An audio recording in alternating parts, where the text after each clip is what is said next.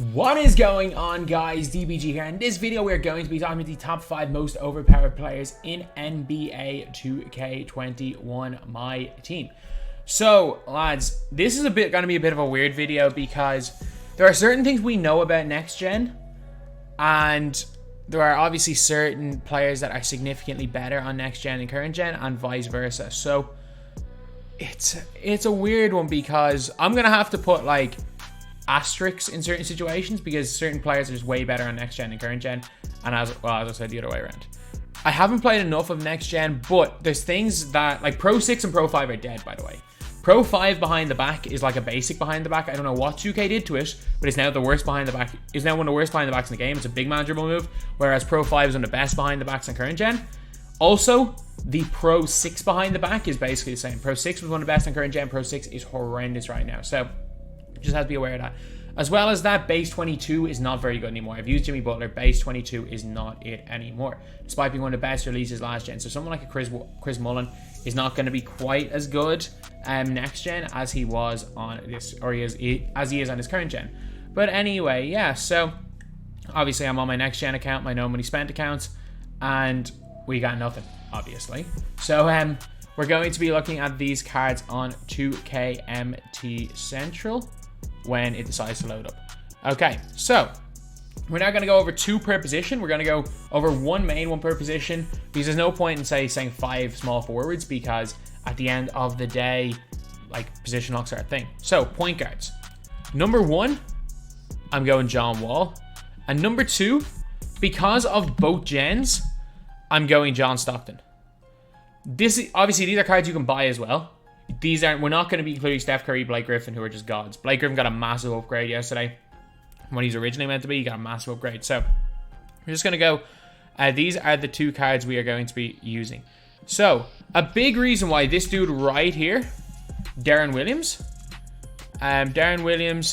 just realized his stats are crazy. The big reason with Darren Williams is that the Curry slide is not quite as OP as it used to be. Base 22 is not as good as it used to be.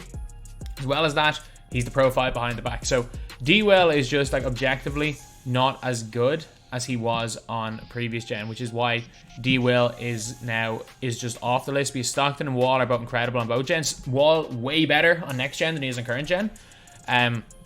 With Stockton not like kind of losing a beat as he goes on, whereas Williams is definitely better on current gen, but Stockton's still a beast. So Stockton, 94 3 ball, 94 speed, got basically every stat you need high. Really good dunker, the Hall of Fame diamond, floor general, gold clamps, gold interceptor, 90 on ball steal tendency. Yes, he's a little bit undersized, 6'1" with a 6'4" wingspan, but apart from that, really good card. So he's at the Pro 2 behind the back, which is still not unbelievable on next gen, but at the end of the day, it's not bad. And John Stockton's release has transferred better to next gen than base 22 has, so that's why he's going in there. And then we've got Wall.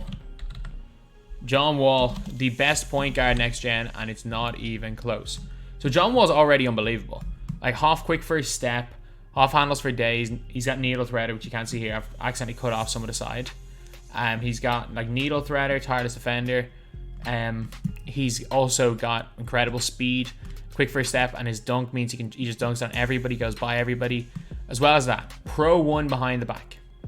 If you guys don't know, Pro 1 was T-Max behind the back. It was decent. It was decent last gen. It wasn't great in 2K20, but in next gen, man, it's the behind the back that most people are using their park players. Pro 3 or Pro 1. Pro 3 is so nice next gen. So for that reason, yeah, or say Pro 1 is so nice next gen. For that reason, John Wall is even better. But like, John Wall's unbelievable anyway. John Wall's in that conversation for number 1. The cards you can buy. And he's in that conversation next gen as well. So the 2 guard position is a bit of an interesting one because it's actually not a bad position. It was kind of weak at one stage, but it's not a bad position at all. So one of the cards I'm going to put in here is a card that you can buy it. You can lock him in from cards you can buy. I'm putting lock-in players, by the way, into the set because you physically have to buy all the players to get them. Sam Jones. Sam Jones is going in at number 2, and this dude right here is going in at number 1. Tracy McGrady. McGrady's a beast on current gen, even better on next gen. So Sam Jones I don't know why I can't search for him. I'm pretty sure I called him Sam Smith for an entire video yesterday for some reason. But Sam Jones, hot zones, 3 spots outside 3, everywhere inside the 3. He's got consistent he doesn't have consistent finisher. He's got teardrop, relentless finisher, hacker back contact finisher. He's got catch and shoot, Deadeye, Hall of Fame, silver range extender, which is upgradable. Silver's fine. Gold clamps, Hall of Fame quick first step, a pretty good dunk. And really nice speed ball acceleration of all above 90. So he is going to be an elite rim runner. He's going to be super, super quick. He's going to shoot the ball fantastic. Problem is his dribble sigs are bad. And base 22 doesn't transfer over quite as well. But he's unbelievable on current gen. Base 22 is still usable. But the dribble sigs are what puts him behind Tracy McGrady. So T-Mac, which is a kind of crazy one because Tracy McGrady doesn't have clamps. But like, just put him guarding your team's power forward. He's not quite as bad as other players that have clamps, because the big thing with Tracy McGrady is that he has got a 6'8". He's 6'8" with a 7'2" wingspan, as well as that 4 hotspots outside of 3. Got a 93 ball, which is great. Good speed, super ball, and acceleration. Not a great block. Decent enough lateral quickness. He's a Hall of Fame Deadeye, Hall of Fame volume shooter, gold range extender, silver quick first step, Hall of Fame space creator. No defensive badges. But the big thing with Tracy McGrady, again, Pro 1 behind the back, not quite as good last gen, and Trey Burke base is still really, really nice. So I'm telling you this right now, on defense he has to guard like a power forward or a center. Actually, no, not really a center. He has to guard a power forward. If you're playing against somebody you're running like LeBron James to 4, it's gonna be tough. But you're just gonna have to put him on a 3-and-D guy. And the fact that he's very, very good at guarding power forwards, again with his height at 6'8" and his wingspan, I'm telling you, he's definitely a card that, not that he's underrated, he's definitely an incredible card in this game. Now we're on to these small forwards. So I think the top 2 are fair for me anyway. Like, look at these cards right here. The top 2 are fairly. Actually, no, there's 3 people in this conversation. And if we're going current gen, I am putting Paul or Julius Erving number 1, and I'm putting Grant Hill number 2. However, next gen, I am putting LeBron James number 2 because he can shoot from the corners, and I'm putting Grant Hill number 1.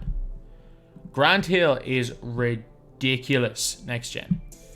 So this is a weird one because these guys are going here for next gen, and then Dr. J is like, they're the top 3 anyway.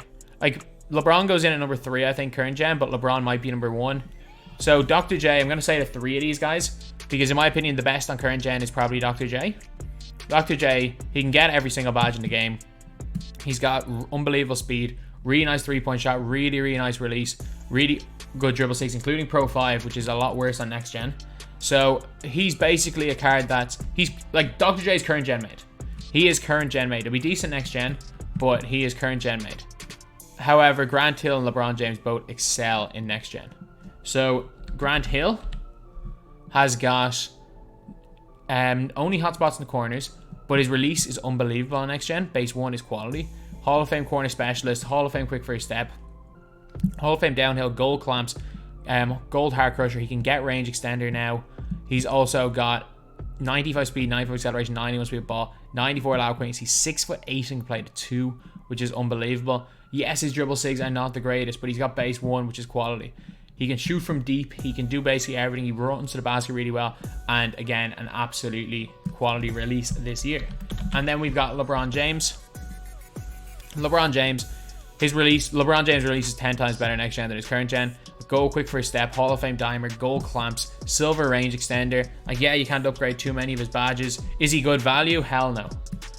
But a good 3-point shooter, super, super fast, great on defense. Pro A cross. Again, LeBron's release better. Pro 2 behind the back. Again, it's not the best even on next gen, but it's still fine. So yeah, the small forward position is definitely a weird one because I'm actually going to take LeBron out of this, and then we are going to go with Erving. Because in my opinion, you've got the best small forward for next gen, Grant Hill, and you've got the best small forward for current gen, Dr. J. And most of you are playing on current gen, so I'm going to put Dr. J number 1. Because Grant Hill is better on current gen than LeBron is anyway. So yeah, that is basically it. But you have to put LeBron in there because he's the top 2 on next gen. Then we have got the power forward position. So power forwards, Blake's unbelievable, by the way. Like, he is unbelievable. They upgraded basically everything for Blake Griffin. So, if you guys look at, like, here on 2K Central, like, when I initially thought that Blake Griffin wasn't great, I still stand by it. He initially wasn't great. They upgraded half of his stats. They gave him 2 new gold badges. They upgraded so many of his stats. And they lowered it. They had to lower his intangibles because they upgraded that many stats by 15, which is huge. 3-1 plus 5 plus 10 driving lab. And they sped up his release. They gave him max speed on his release, basically. So for that reason, Blake Griffin he might be the best card in the game. Not just the best big man, he might be the best card in the game. He's fully badged up. So Blake Griffin's just the best by a mile, but you can't buy Blake Griffin. And for these cards that you can buy, at number 1, I'm still saying Draymond. I'm still saying Draymond Green. And at number 2, Tim Duncan. So these guys are 2 completely opposite players. Draymond Green is that super fast, not super fast, super kind of mobile, can guard all 5 positions, long wingspan, plays lanes, blocks shots, 5 half badges, all defensive, Hall of Fame intimidator, no one's scoring a layup around him. Gold Heart Crusher, trust me, Silver Clamps is fine. 78 hour quickness, which is not ideal, but he's got okay speed to acceleration. One of the best releases in the game, lads. One of the best in the game. And an 86 3 ball. His SIGs, Pro 6, Pro 4, not bad. Base 12, again, I haven't used it on next gen, so I have no idea what it's like, but I would assume it's still quite okay. And yeah, he is the guy that I would be running at number 1. He's got, I would run a power forward if I was running. Actually, no. Of all cards you can buy, he is the guy that I would be running a power forward right now. Then, after Draymond Green, we've got Tim Duncan. Duncan is the opposite. Like, Duncan's a stretch 5. And he might be, if he was primary center, he's probably the number 2 primary center in the game that you can buy. He's got 93 ball. Not great speed. But he's got catch and shoot Hall of Fame, corner specialist Hall of Fame. His release is nowhere near as bad this year as it was last year. I'm going to say that right now. Comes with gold clamps and 75 lateral quickness. So he will lock people up. He's got great post and fadeaway. Like, he is a counter for Draymond. Like, he's better. He's a counter for Draymond. He's a counter for Bill, or what's his name? Blake Griffin. Because he can clamp him up a little bit. Is he as good as either of them? Definitely in debate with Draymond. Definitely not as good as Blake, but you can argue that he's better than Draymond. But he's got Tim Duncan release, and the hot zones in both corners, as well as the half corner specialist, the half catch and shoot. The guy doesn't miss. Then we're on to the center position, and I'm telling you right now, there are no good primary centers you can buy except for this guy right here. And no elite ones. So there's Dave. There's Dave Cowens. And the rest of the centers, like Ewing, you can't buy him. Marcus Camby, awful. Moses Malone, not good. Bob Lanier, in my opinion, not good. Oh, so you can't buy him. Who else can you buy? Greg Oden, not great. Mutombo. I'm saying this right now. This all comes down to playstyle. And the number 2, I think everyone can kind of agree that for centers you can buy or lock in for, Dave Cowens is the best. But for all the other centers in the game, it is all personal preference. And most people, like, in reality, Karl Anthony Towns is in this conversation. But for me, it's Andrea Bargnani. It's Andrea Bargnani. So, first of all, Cowens is better than Blake Griffin was 2 days ago, before they updated Blake. But an 83 ball, 82 speed ball and accelerate, or sorry, 82 speed and acceleration, 78 speed ball. Can get basically every single badge in the game, including range extender. Great driving dunk. He's also got good enough perimeter defense. Base 1 is a decent release. Not the best dribble sigs, but again, he is a really, really nice player. 6'9", 7 foot wingspan. A guy that I would say was better than Blake up until they upgraded everything on Blake. A really, really good player. But I still don't think it's worth locking in because the possessed set is quite expensive. And then we just got Bargnani. I mean, he's a stretch 5. Simple as that. Like, he's not unbelievably slow. He's got a really nice 3-ball bronze range extender, which is big. And, like, that's a 20k MT badge itself. And has great release with Mari Stoudemire's base. That's basically it. So anyway, yeah, that is pretty much it. That is the video. In my opinion, if we're looking at the top 5 most OP cards on current gen that you can buy, it's probably these guys right here. Maybe you could argue Darren Williams. Actually, Darren Williams will be in here if it was current gen, but I think Stockton, just due to the fact that he's good on both gens, and Darren Williams is a massive downgrade on current gen, he's going to stay in here. Tracy McGrady, Sam Jones, 2 incredible cards. Grant Hill and Dr. J, probably 2 best on current gen. And there's LeBron, who'll be in there for next gen for Dr. J. Dr. J he's very much like a D. Will, current gen made. Then these guys both here. I think these guys here, I think both should be good both gens. And then Cowens definitely is the best on both gens with Andrea Bargnani as just a player that I like. So anyway, yeah, that is pretty much it. That's the video. Thank you guys for watching. Please like, comment, and subscribe.